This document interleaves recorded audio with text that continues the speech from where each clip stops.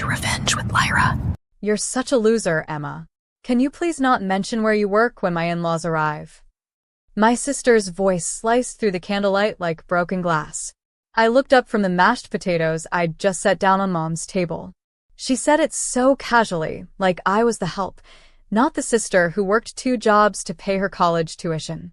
Her fiancé's parents, stiff, country club smiles, pretended to sip their wine. My mother gave that tight, warning look that meant don't make a scene.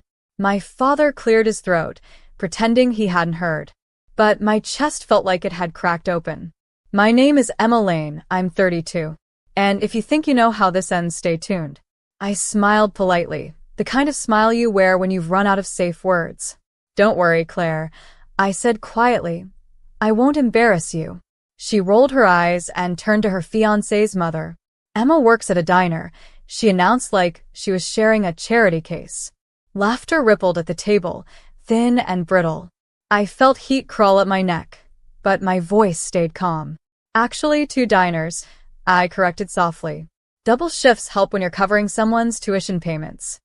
The table fell silent. Claire's fiancé, Mark, blinked. Wait, you paid for... Let's not dwell on the past, Mom interrupted sharply, forcing a laugh that didn't reach her eyes. But the truth was already out, humming like electricity under the tablecloth. Dinner continued in awkward fragments, silverware clinking, conversations forced. I kept my eyes on my plate, counting every second until I could leave. After dessert, Claire followed me to the hallway. Why do you always have to ruin things? She hissed. Ruin what? Your curated image? I said, slipping on my coat. Don't worry. I won't be around to mess it up. Her mouth opened, but I was already walking toward the door. Outside, cold air slapped my face, and I finally exhaled. I'd spent years feeding her dreams while starving mine. But something shifted tonight. Quiet, steady, irreversible. And by the time the first rent day rolled around, she'd understand what it means when the person you call a loser stops paying your bills. The next morning, sunlight hit my kitchen window like an accusation. My phone buzzed with work notifications, but I stared at the list of automatic payments, utilities, student loan, and one that stood out like a bruise. Claire's rent. $1,450. Due on the 1st. I hovered over the cancel autopay button for a long minute before tapping it. A clean click. It was like deleting an old version of myself. The sound of the coffee machine grounded me back into my small apartment. Every surface smelled faintly of lemon cleaner and effort. I'd built this life inch by inch. Waitress mornings, night shifts at the copy shop, online design classes in between. Not glamorous, but mine. Claire had never asked where the money came from. She just accepted it. The rent transfers, the tuition payments, the loans that never got repaid. Her version of me existed somewhere between background noise and bank account. I went to my afternoon shift, tying my apron around my waist. The diner hum was its own kind of therapy. Plates clinking, coffee pouring, music from the 80s humming from the back. Marcy, my manager, raised a brow. You okay? You look like someone finally saw the truth. Something like that, I said. Good. About time you stopped carrying dead weight. That night, my phone lit up. Claire. Hey, forgot to remind you about the rent transfer. Can you send it before midnight? I typed slowly. Not sending. Not my responsibility anymore. 3 disappeared, then came back. What does that mean? You know I have the twins and bills. Then maybe stop calling me a loser at family dinners, I wrote, hitting send before I could soften it. 10 minutes of silence. Then, you can't just stop. Mom will lose it. I set my phone face down on the counter. For years, I'd been her invisible backbone. The steady one, the fixer. But something about being humiliated in front of strangers flipped a switch inside me. That night, I didn't dream about work or bills. I dreamed of silence, of a peace so complete it felt like freedom wearing my skin. By Sunday morning, the family group chat was on fire. Mom. Emma, what's this about you refusing to help your sister? Dad. Can we all be adults about this? Claire. You're punishing the kids, not me. Grow up. I sipped my coffee slowly, scrolling through the messages. Not one said, "Are you okay?" Not one asked what happened at dinner. For years, they'd expected me to absorb every insult, every expense, and call it love. But not this time. At noon, Mom called. "Sweetheart, can we talk about what's going on?" Claire's worried sick. She called me a loser in front of her in-laws, Mom. A long pause. She didn't mean it. You know how stressed she's been. I worked 2 jobs to get her through college. She meant it. Mom sighed, her voice turning careful. Families support each other. That's what makes us strong. I laughed quietly. Funny. That only seems to apply when I'm the one giving. Don't be dramatic, Emma. I'm not. I'm just done. Click. The call ended before I could hear her inhale. Later, I visited the small park near the diner. Wind brushed through the trees, and the quiet gave me courage. I opened a note on my phone and began writing, not a message, but a record. Every payment I'd made, every tuition check, every month of rent. By the time I finished, the list scrolled for nearly a minute. It wasn't about money anymore. It was about acknowledgement. That evening, I texted the family group, "Dinner next Sunday. My place. Everyone's invited." Claire replied instantly, "So you're finally coming around?" "Sure," I typed. "Bring receipts. We'll talk about support." Ethan, my quiet friend from the diner who'd seen me drag myself through night shifts, peeked over my phone screen as I hit send. "Big move," he said. "Yeah," I replied, feeling the tremor in my hands. But someone's got to rewrite the story. And this time, it wasn't going to end with me cleaning up the mess. The following Sunday, my small apartment smelled like coffee and confrontation. I'd clean the counters twice, rearrange the chairs, then force myself to stop fussing. They were coming not for me but for answers. At 6 sharp, the doorbell rang. Claire arrived first, perfectly dressed for sympathy. "I brought dessert," she said sweetly, holding up a bakery box like peace offering. "Keep it sealed," I said, stepping aside. "We're not celebrating." Behind her came Mom and Dad, already tense. Mom clutched her purse like a life vest. Dad looked at everything except me. They sat stiffly around my table, the same table where Ethan and I had eaten takeout 100 quiet nights. I placed a folder in front of them. "That's a summary of what I've paid for over the last 10 years. I began. Tuition, rent, utilities, everything Claire couldn't manage on her own. Mom frowned. "Emma, that's unnecessary." "It's overdue," I interrupted, my voice steady. "You called it family support. I called it sacrifice."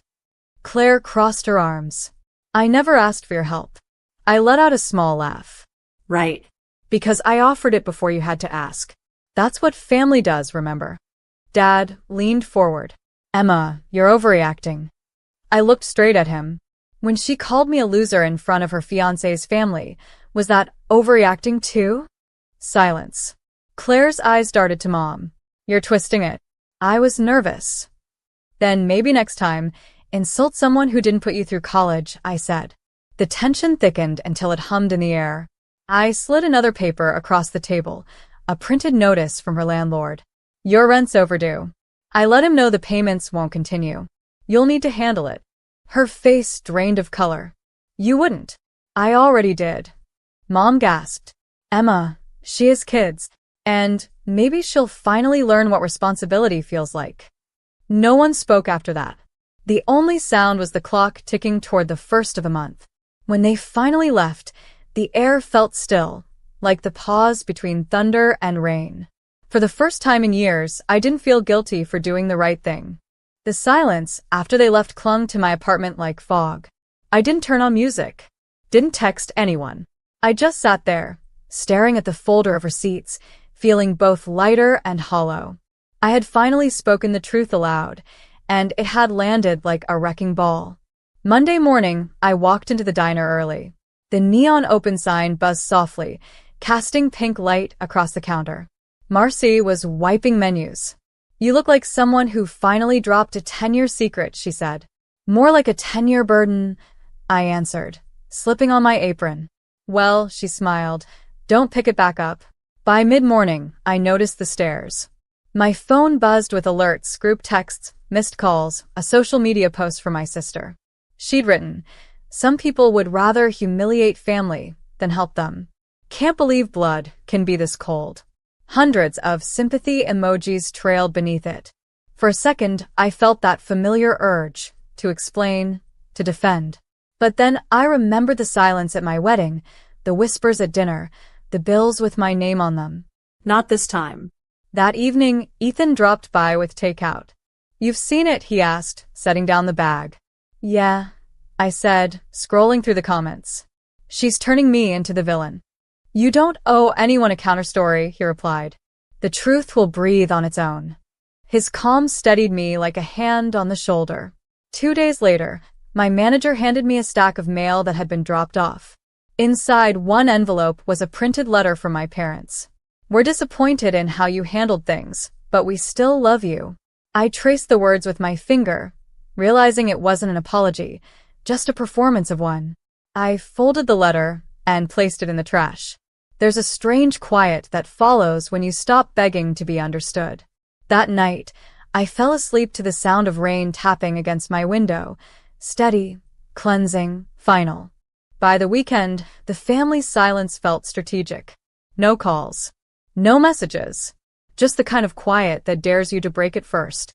But I'd learned something new. Silence isn't punishment when it's chosen. It's peace. Sunday afternoon, while I was refilling coffee at the diner, a familiar voice broke through the noise. "Emma?" I turned, nearly dropping the pot.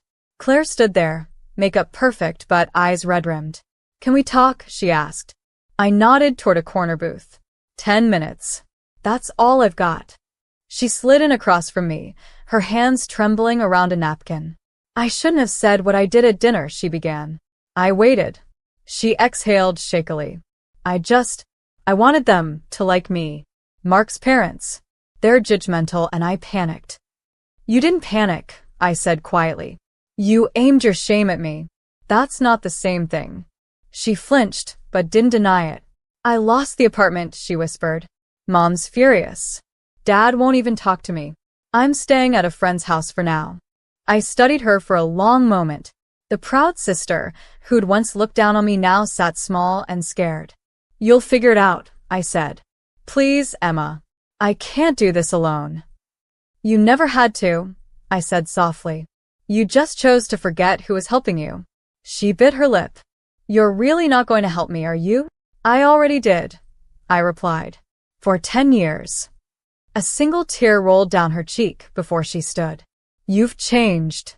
"No," I said, returning to the counter. I finally stopped pretending. After she left, Marcy nodded toward me from the register. "You okay?" I looked out the window, at the fading light over Main Street. "Yeah," I said. "For the first time, I think I actually am." When I clocked out that night, my phone was quiet. No guilt, no begging, no apologies. Just silence. And this time it felt earned. The next morning, sunlight spilled across my kitchen table, glinting off the stack of mail I hadn't touched all week. A notice from my landlord, a few bills, and one cream-colored envelope addressed in my mother's handwriting. I didn't open it right away. Instead, I poured coffee and sat staring at the steam curling upward, remembering all the mornings I'd rushed out early so Claire could sleep in. Years of quiet sacrifices disguised as love. When I finally opened the letter, her words were carefully rehearsed. "Families shouldn't fight over money. We've all made mistakes. You should have been kinder to your sister." No mention of what she'd said at dinner. No apology. Just guilt disguised as grace. I folded the paper, slid it into the drawer, and wrote a reply I never planned to send. "Dear Mom, I'm not angry. I'm awake. There's a difference." At the diner that afternoon, Ethan walked in with 2 coffees. "You've been quiet," he said, sliding into the booth. "I'm processing," I admitted. "It's strange, letting go of something that's defined you for so long." He studied me for a moment. "You're allowed to build a life that doesn't include people who keep tearing you down. Even if they're family? Especially if they're family." His words settled somewhere deep. I thought about the scholarship program the diner owner had mentioned months ago. a local grant for single women in night school. I'd ignored it back then, too busy keeping everyone else afloat.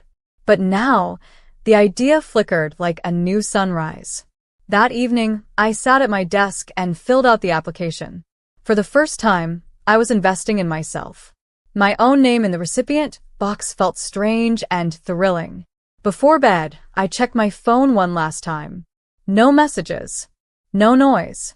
Just peace. And for the first time, I didn't mistake silence for loneliness. It sounded a lot like freedom. A month passed quietly. The first of the month came and went, no payment, no pleading text. Just a subtle shift in air, like everyone had realized the old dynamic was dead. At the diner, things changed too. Customers I'd served for years started greeting me by name instead of sweetheart. Marcy promoted me to assistant manager. "You've got leadership written all over you," she said, handing me new keys. For the first time, I believed her. That same week, Ethan helped me set up a small workspace in my living room. "If you're serious about the design classes, you need a proper setup," he said, assembling a secondhand monitor. "I don't even know where to start," I confessed.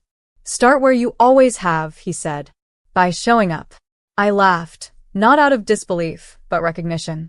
For years, I'd shown up for everyone else. Now, I was finally showing up for me. By Friday, a voicemail from Claire appeared. Her voice cracked midway through. "I got a part-time job. I'm sorry for everything I said. You were right. I didn't understand." I replayed it twice, unsure how to feel.